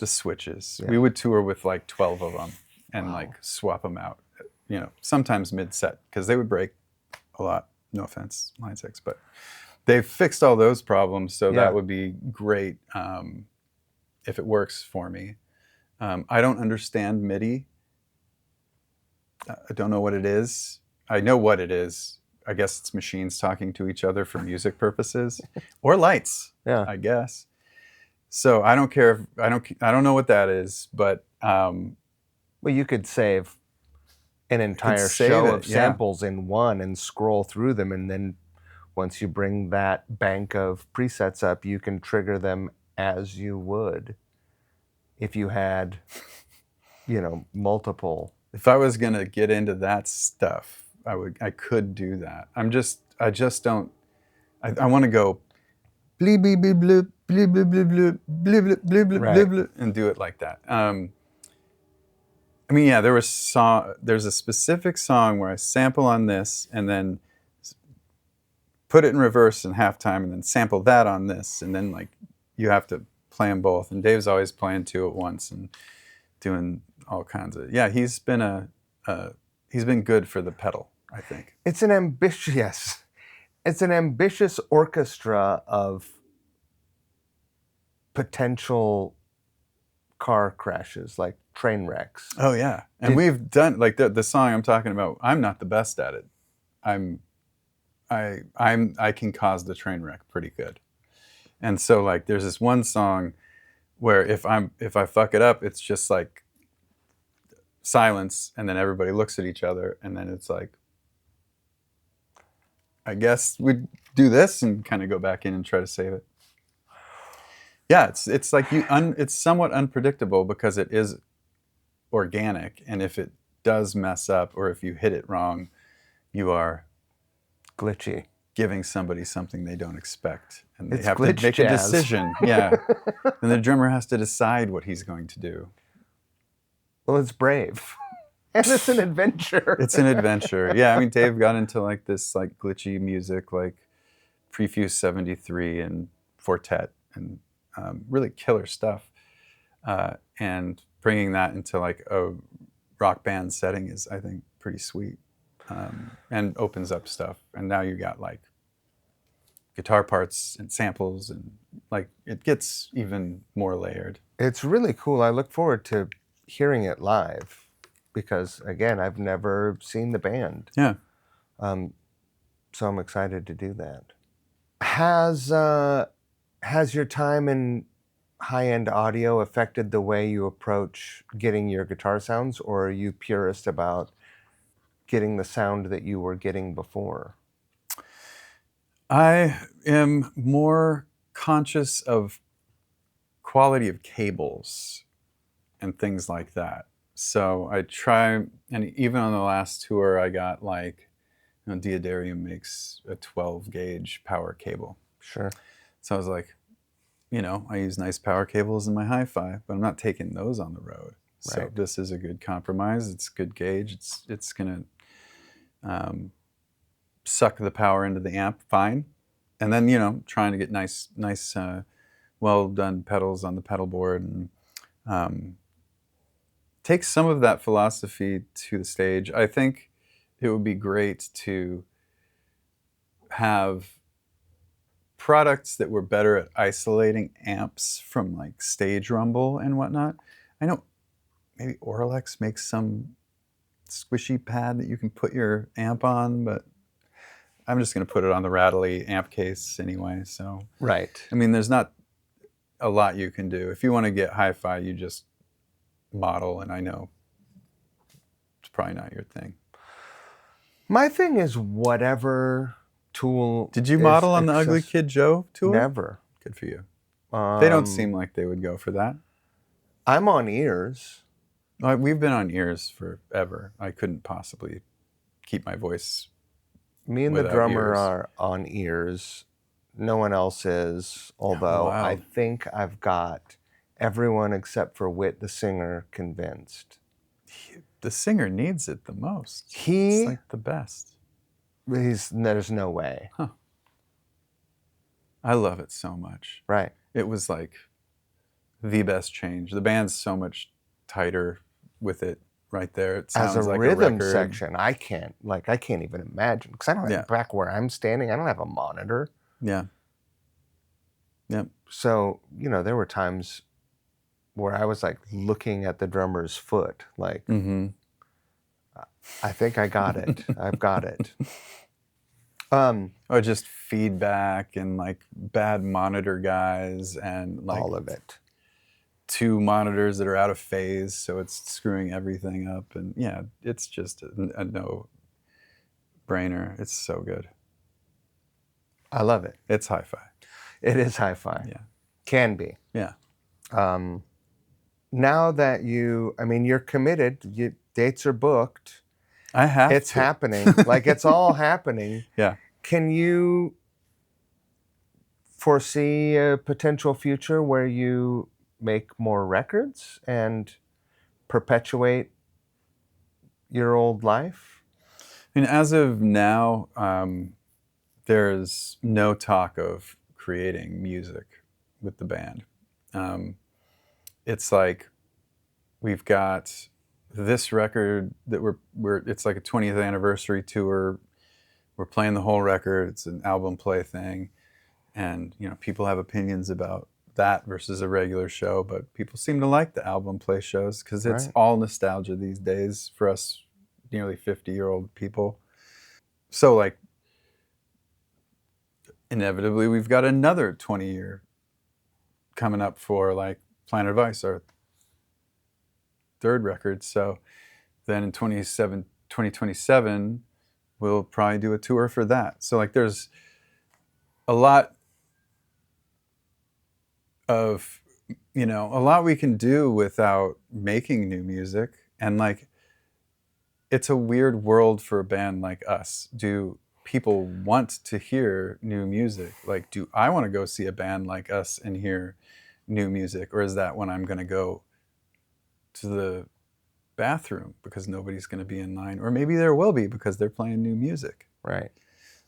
Also, every time I sit down with a guitar, I'm like, well, that's cool. And I get my phone out and like I record the little riff. So I've got like hundreds of parts on my phone that I could probably just load up in a DAW and make a song out of and whatnot. So I could see making music. I just don't know if it would be Minus the Bear. Right. Being a legacy band is weird. You're a legacy band. That's weird. Like when do you officially what does that turn mean, that corner, right? Yeah, I mean, I don't know. I don't know. I mean, you're doing a 20th anniversary tour. Right. It's classic rock, man. That you get a hold of the program director over at KZOK because you guys are on your way. Yeah. I don't know. It's an interesting term. I think it's a little tongue in cheek, but I mean, what else would it be? And the pandemic seemed to have an effect on bands because I don't know how many bands there are fewer bands from my youth that I was a fan of that aren't back together. Right. It's incredible because you can, see it's like I said, nostalgia play kind of thing where you can see Dinosaur Jr. They've never really stopped though, but you can see Sunny Day Real Estate. You can see 7 Seconds. 7 Seconds. You can see Pennywise. You can see all of these. Any band I can think of, I wish Fugazi would reunite. That would be sort of awesome. Do you think they won't, right? No, I mean, they won't. No, they're good people, They wouldn't do it. They couldn't afford to for a $5 ticket. Well, they'd have to go out of pocket to play a show. But Joe and Brendan Canty, and I don't know who the other guy in the band is, but I can't remember the band's name. But they're opening a show or two on our tour coming up. Oh, that's awesome. Yeah. How does that feel? It always feels weird to have a band that you've been a super big fan of open for you. Yeah. And bands that we opened for then have opened for us and whatnot. And then bands that have opened for us have become massive, Portugal the Man or Fantagram. But it's like you said earlier, it's just awesome to see that happen and be get them in front of what people. About Death Cab? Look at those guys. Unbelievable. Yeah. And it feels like it's gotten bigger just in the last couple years somehow. Mm-hmm. How does that? What is that? Is that TikTok? I don't know. Yeah. How does a 25-year-old band, like almost 30-year-old band? I But remember it's yeah, I think, go ahead. I got that first cassette, Right, yeah. right? Yeah. Up in Bellingham from Ben. Mm-hmm. I sold it on eBay Good for you. Of course. for a couple $100. Yeah, right. Yeah. When I thought the getting was good, I should have held on to, I probably could have got a lot more for it now. Well, yeah, that's kind of, can't think that way. Sure. Just can't think that way. But I could have never imagined them playing MSG.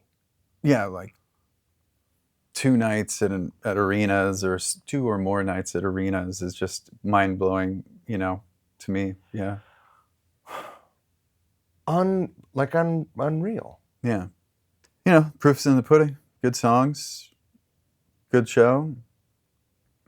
It's Ben, like, he's a great person.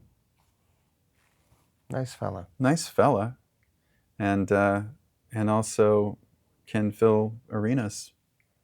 It just blows my mind to see a band like that, and like see the photos, and like, this is where people play football, and like right. a band's gonna do that. Surely you have in your mind imagined what it's going to be like to walk on stage and play the songs with the band again. Mm-hmm.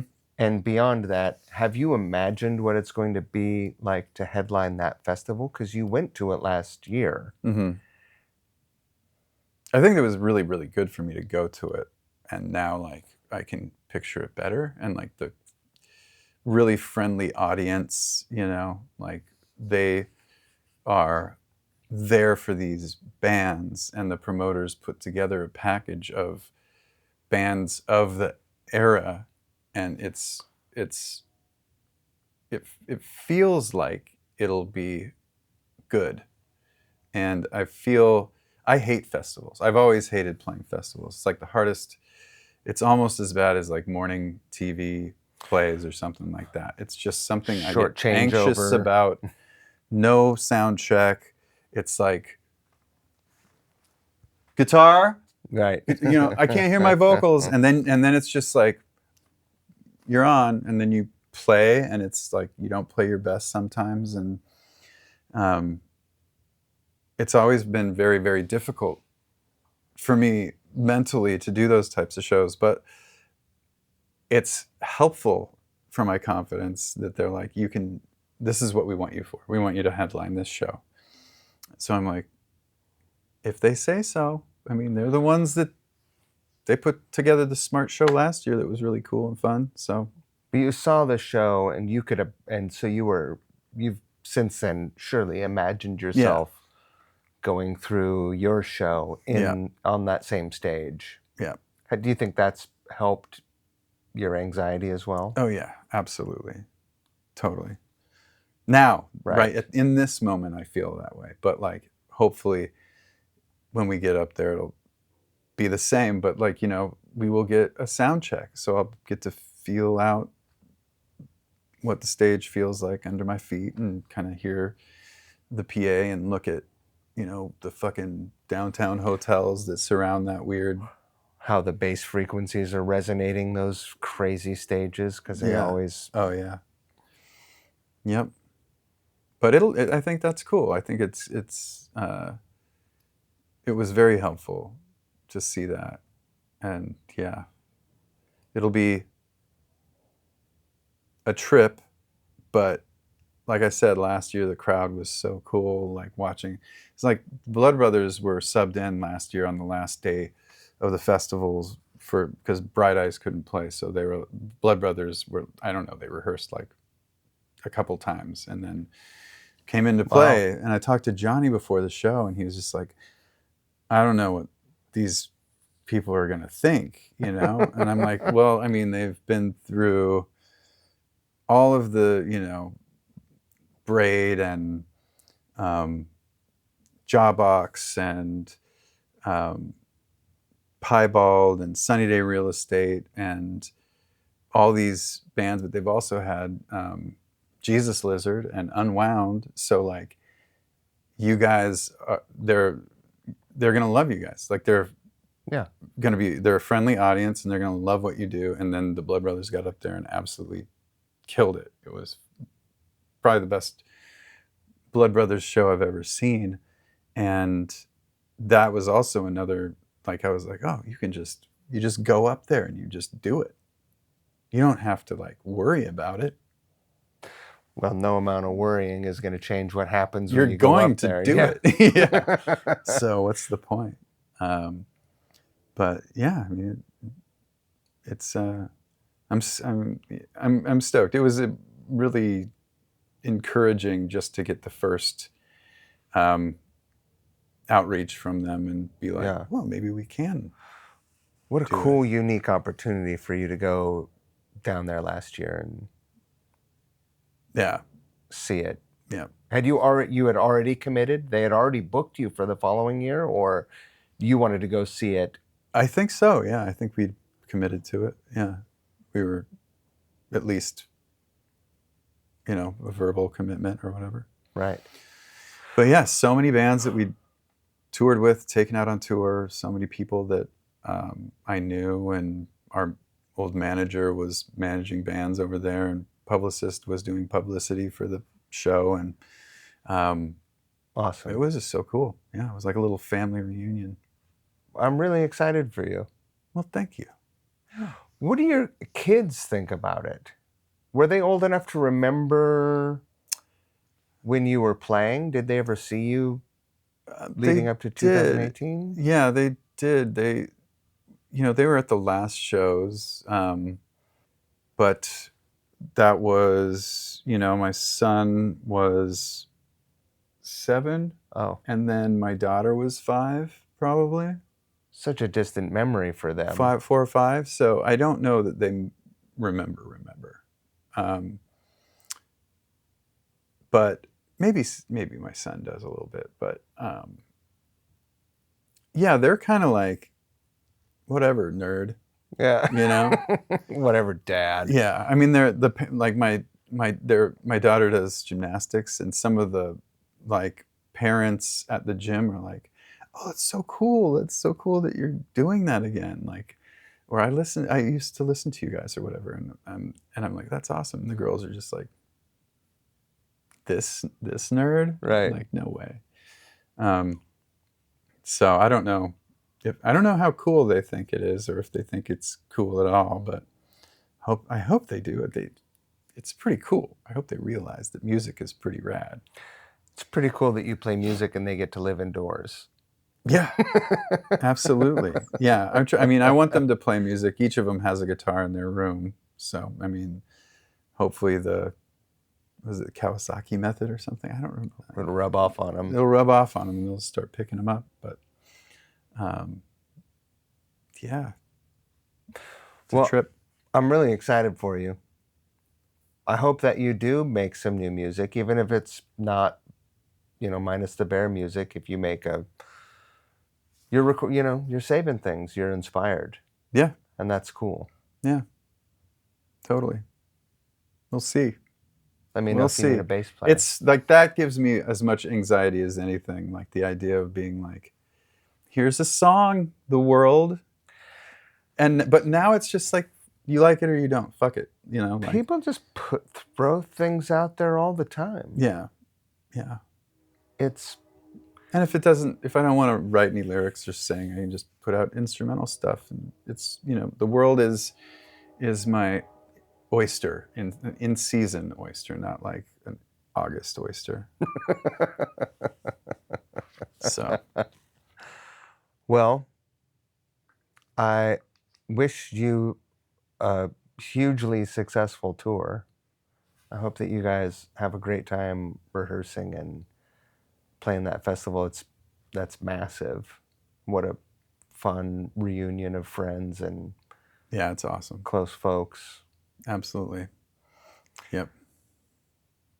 And for years to come. For at least the next 12 years, you have 20-year 20-year anniversary tours. You have, yeah. The way to do it you reunite, and then you go on an 8-week tour as your first, test it out. This is See if it works for 8 weeks. This is new territory for you as an old guy. Yeah, we'll see how it goes. It'll be fun. But yeah, I'm really excited. It's going to be a trip. It's different. We are not, we're not 43 anymore.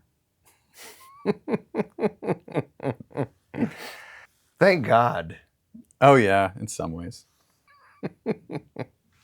Jake, Hey, thank you for having me. thank you so much. Yeah, I appreciate it. I have to piss so bad. Me too. You can go first. Can I? As a Yeah. guest? Well, be my guest.